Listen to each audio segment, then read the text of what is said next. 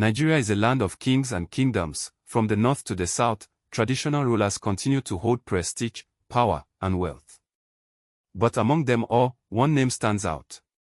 A monarch known for his luxury lifestyle, deep cultural heritage, and business empire. Today, we bring you the inspiring story of Oba Fredrick Obateru Akinruntan, the Olugbo of Ugbo Kingdom, Ondo State, the richest king in Nigeria.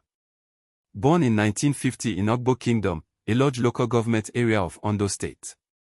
Prince Fredrick Obateru Akinruntan grew up surrounded by the rich culture of the Eloj people, fishermen, traders, and seafarers of the Niger Delta coast.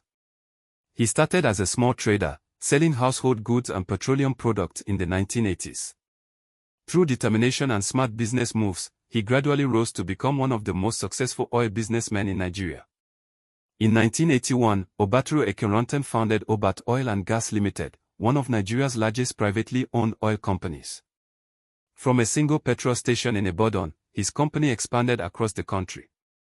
Owning over 50 service stations and one of the largest oil depots in Africa, located in Apapa, Lagos. In 2009, after years of dedication to his people, Fredrick Akinruntan was crowned as the Olugbo of Ugbo. The Olugbo is not only revered as a traditional ruler but also as a custodian of history.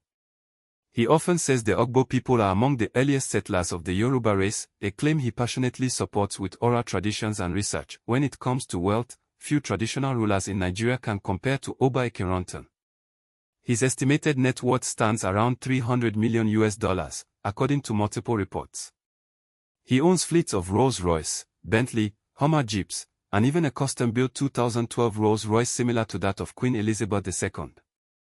His palace in Ugbo Kingdom is often described as one of the most magnificent royal residences in West Africa, a blend of tradition and modern architecture.